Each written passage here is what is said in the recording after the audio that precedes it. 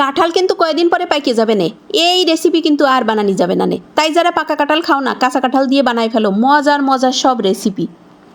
Hello সবাই রে, আবারও চলে আসলাম নতুন আরেকটা রেসিপি ভিডিও নিয়ে। আশা করি সবাই ভালো আছো, আমিও তো খুব ভালো আছি। এই দেখো কাঁচা কাঁঠাল নিয়ে চলে আইছি।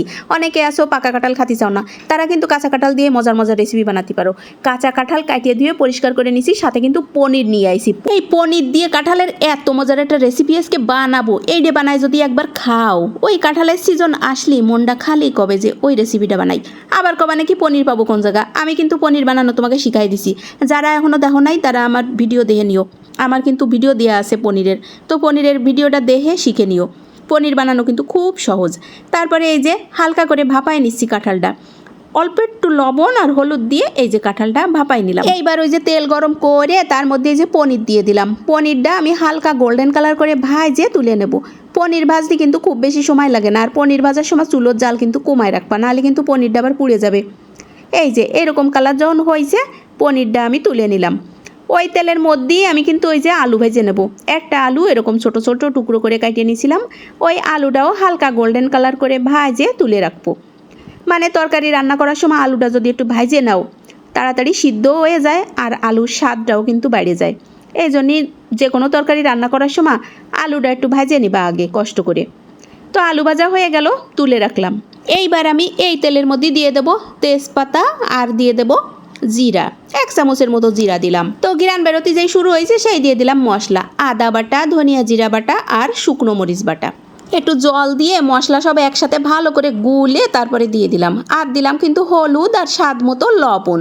হলুদ আর লবণ তো দেয়াই লাগবে আন্দাজ করে। আমি কিন্তু আন্দাজ করে দিচ্ছি। আসলে কি যে যে পরিমাণে রান্না করবা সেই আন্দাজে এই মশলাপাতি দিতে হয়। এইটা তো তোমরা রান্নাবান্না যারা করো সবাই জানো। তারপরে হচ্ছে গিয়ে ওই মশলার মধ্যে এই যে ভাপানো কাঁঠাল দিয়ে দিলাম। ভাপানো কাঁঠাল দিয়ে ভালো করে আবার কষাই নিতে হবে। এই যে 2 মিনিটের মতো প্রায় কষালাম। এইবার আমি এর সাথে মিশিয়ে দিচ্ছি ওই যে আলু ভেজে রাখিলাম সেই আলুটা সিদ্ধ হতে একটু সময় লাগে, এই জন্যে আলুটা একসাথে করেই দিয়ে দিলাম। দিয়ে আবার একটু নাড়াচাড়া করে এবার হচ্ছে গিয়ে ঝোলের জন্য জল দিয়ে দিতে হবে। ওই গা মাখা ঝোল রাখবো, সেই আন্দাজে জলটা দিয়ে দিলাম। জলটা দিয়ে এবার হচ্ছে ঢাকা দিয়ে দেবো। 5 মিনিটের মতো রানবো। কাঁঠাল এমনিতে কচি কাঁঠাল আরও ভাপাই নিছি, সিদ্ধ হয়ে যাবে না এবারে তাড়াতাড়ি। 5 মিনিট পরে এই দেখো আমার তরকারির অবস্থা সব কিন্তু এই যে ভালোভাবে সিদ্ধ হয়ে গেছে। এইবার করব কি, ওই যে পনির ভাজে রাখিলাম ওই পনিরটা দিয়ে দেব। পনিরটা দিয়ে সব তরকারির সাথে ভালো করে পনিরটা এই যে মিশাই দিলাম। তরকারি কিন্তু হয়ে গেছে, এবার নামাই নিতে হবে। নামানির আগে দিয়ে দিতে হবে 1 চামচ গরম মশলা বাটা। গরম মশলা বাটা দিয়ে ভালো করে সব তরকারির সাথে মিশালাম। আর দিয়ে দেবো হচ্ছে 1/2 চামচ চিনি। নুন চিনি মিলে যা সুন্দর একটা স্বাদের হবে। তো সবাই কিন্তু এই রেসিপিটা বানায় খাইও, কাঁঠাল পনিরের এই রেসিপি। আর কাঁঠাল পাকার আগে সবাই এই কাঁঠাল দিয়ে বিভিন্ন ধরনের রেসিপি বানায় খাও। কয়েকদিন পরে কাঁঠাল পাইকে গেলে কিন্তু আর খাতি পারবা না নে। আজকের ভিডিও এটুকু, টাটা বাই বাই।